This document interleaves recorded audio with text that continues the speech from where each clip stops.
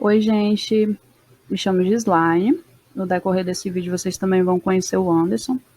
Nessa primeira atividade com vocês, nós vamos abordar o conteúdo de propriedades coligativas, certo? Vamos lá conhecer um pouco sobre as propriedades.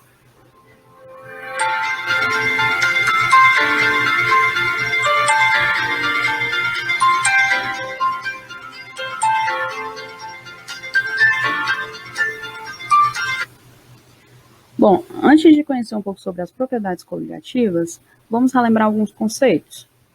Todo material possui propriedades específicas, como, por exemplo, as propriedades físicas, as propriedades químicas, entre outras.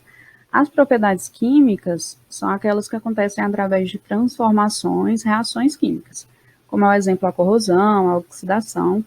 Já as propriedades físicas, elas independem dessas transformações. Elas podem ser observadas quando a ação mecânica ou de calor.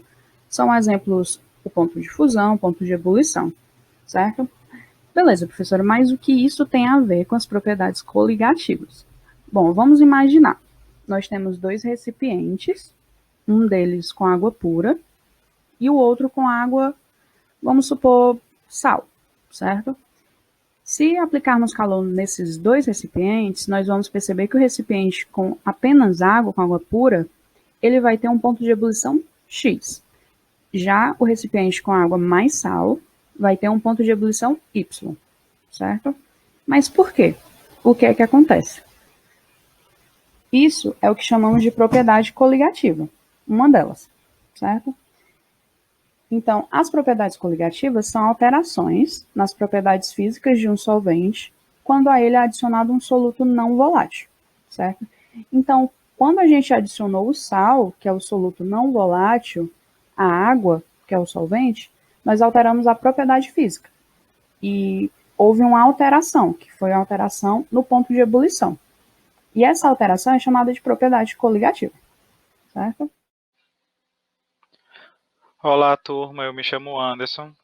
E agora, para entendermos um pouco mais sobre as propriedades coligativas, nós vamos analisar algumas situações que podem ocorrer no nosso cotidiano, certo? A primeira situação que nós vamos analisar é o aquecimento de duas panelas em cima de um fogão, certo? O aquecimento da água nessas panelas. A água, nesse caso, ela vai ser o nosso solvente que nós vamos analisar. Em uma dessas panelas, nós vamos acrescentar um pouco de sal. O sal ele vai atuar como o nosso soluto não volátil. E aí nós vamos observar que a presença desse soluto nesse recipiente, ele irá alterar algumas propriedades físicas da água, como, por exemplo, a pressão máxima de vapor e o ponto de ebulição. Então, a primeira alteração que nós vamos analisar vai ser essa alteração na pressão máxima de vapor. Mas vocês sabem o que é pressão máxima de vapor? Vocês já ouviram falar sobre a pressão máxima de vapor, turma? Então, para entendermos um pouco mais sobre esse conceito da pressão máxima de vapor, nós vamos analisar esse exemplo. Nesse exemplo, nós vamos ter dois recipientes em cima de uma mesa. O recipiente é um copo, que vai ser um recipiente aberto, e uma garrafa, que nós vamos ter um recipiente fechado. Nesses dois recipientes, nós temos água, certo? A água ela vai estar em temperatura ambiente, e nós vamos observar que as moléculas de água que estão no recipiente aberto, elas vão começar a evaporar, certo? E esse estado de evaporação ele vai durar durante um período até que toda a água que está dentro desse recipiente aberto, ela vá para o estado de vapor. Essa evaporação ela também vai ocorrer dentro da garrafa, certo? Só que, diferente do ambiente aberto, as moléculas de água elas vão se chocar nas paredes da garrafa, fazendo assim que as partículas condensem, volte para o estado líquido. Então, nós vamos ter as partículas da água indo para o estado de vapor, se chocando nas paredes, condensando, voltando para o estado líquido. Vai chegar um determinado momento nesse esquema que as quantidades de partículas que vão estar evaporando vai ser a mesma quantidade de partículas que vão estar condensando. E aí isso que nós chamamos de pressão máxima de vapor. É o equilíbrio dentro de um recipiente onde a quantidade de partículas que estão evaporando também é a mesma quantidade de partículas que vão estar condensando. E aí, agora que temos o conhecimento sobre a pressão máxima de vapor, nós vamos voltar para o nosso primeiro exemplo. Nesse primeiro exemplo, como eu informei, quando a gente acrescenta o soluto, no caso sal, na água, a presença dessas moléculas de sal, elas vão interagir com a água, tornando a evaporação desse solvente mais difícil. E como a evaporação ela vai ser dificultada, vai apresentar menos vapor de água no recipiente, o que vai causar uma diminuição na pressão máxima de vapor. E esse fenômeno ele é estudado pela uma propriedade coligativa chamada tonoscopia. Então, a tonoscopia ela é o estudo da redução da pressão máxima de vapor de um líquido. Nós sabemos, turma, que a presença desse nosso soluto na água, ela não vai alterar apenas a pressão máxima de vapor desse nosso líquido. Ela também vai alterar o ponto de ebulição, certo? Então, nessa panela que nós temos água, esse nosso soluto não volátil, como sal, ela vai ter o ponto de ebulição mais alto do que essa panela que nós temos apenas água. Então, nós vamos observar que essa panela que contém só água, que é a panela preta, ela vai atingir o ponto de ebulição mais rápido do que essa nossa panela branca. Isso acontece porque a presença dessas partículas do soluto no meio do solvente, ela dificulta o processo de ebulição. Então, ela vai ocasionar um aumento do ponto de ebulição desse nosso solvente. E aí, a propriedade coligativa que estuda essa elevação da temperatura do ponto de ebulição do nosso solvente, ela se chama ebulioscopia, certo? Então, a propriedade coligativa que estuda o aumento do ponto de ebulição do nosso líquido é conhecido como ebulioscopia. Bom, agora vamos observar essa seguinte situação. Nós temos dois recipientes, um com água pura e o outro com água mais um suco em pó, por exemplo. E no nosso ceará é o famoso kisuke. Se nós colocarmos esses dois recipientes dentro do congelador, o que é que a gente vai perceber?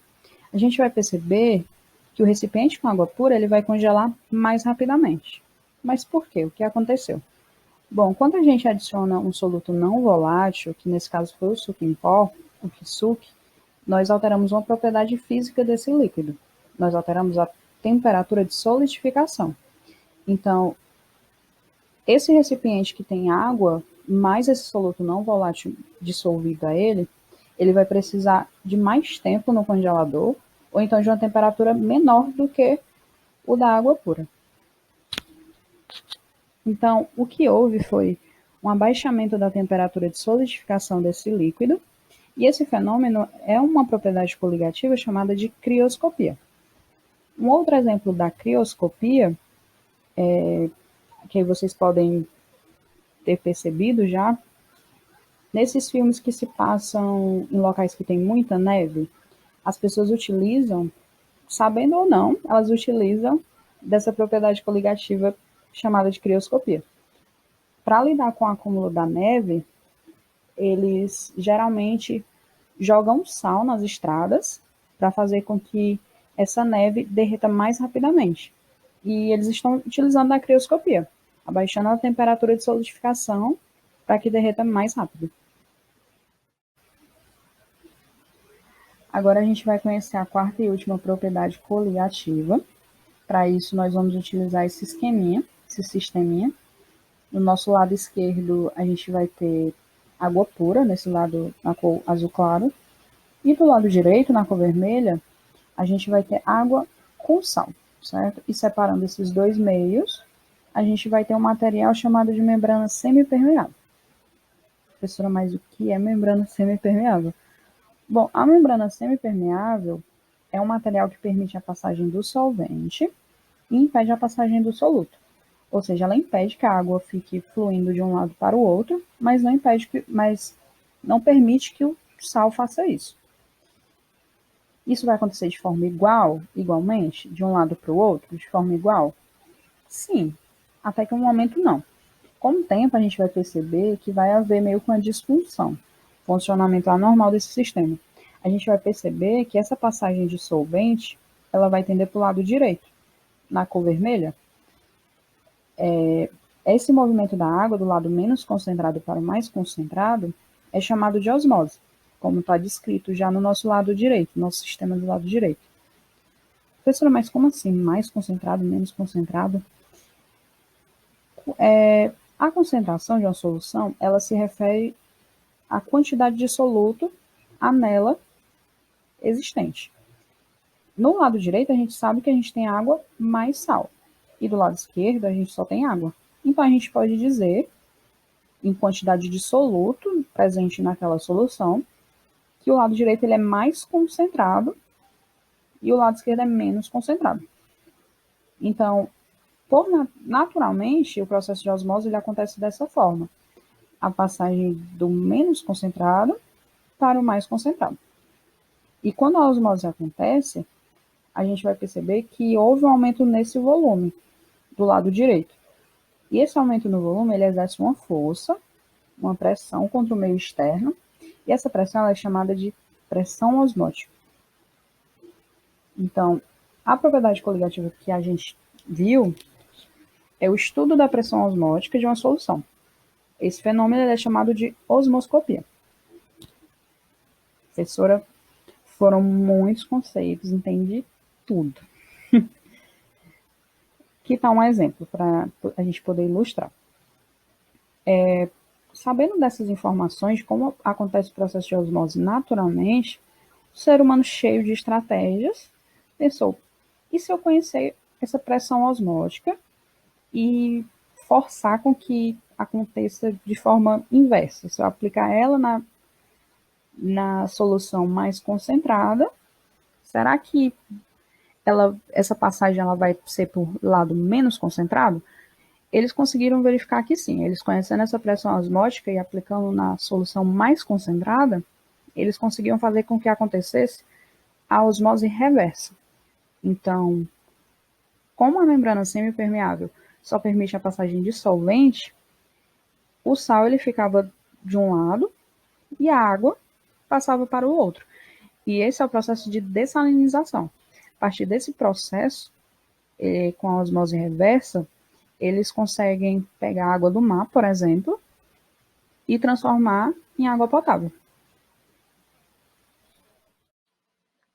Então, turma, como podemos observar, as propriedades coligativas estão presentes no nosso cotidiano de diversas formas, seja ela em formas mais simples, como o preparo de alimentos, o modo de fazer um suco, ou até mesmo em processos mais difíceis, como o processo de dessalinização que foi apresentado pela Gislaine. E ela se divide em 4 processos, como o processo de tonoscopia, como o processo de ebulioscopia, crioscopia e homoscopia. Esperamos que de alguma forma esse vídeo tenha contribuído para o estudo de vocês, que tenham tirado bastante dúvidas de vocês sobre o conteúdo. Vai ficar disponível o link já está disponível para vocês enviarem as dúvidas sobre o conteúdo, qualquer dúvida sobre questões que foi aplicada em sala de aula. Vamos enviar em breve um material que vai ser um resumo escrito sobre o conteúdo para também auxiliar vocês para o estudo para a prova e para a resolução das questões que vão ser aplicadas pela professora Karina. Espero que vocês tenham gostado desse vídeo e aguardamos vocês na próxima atividade. Até a próxima, turma.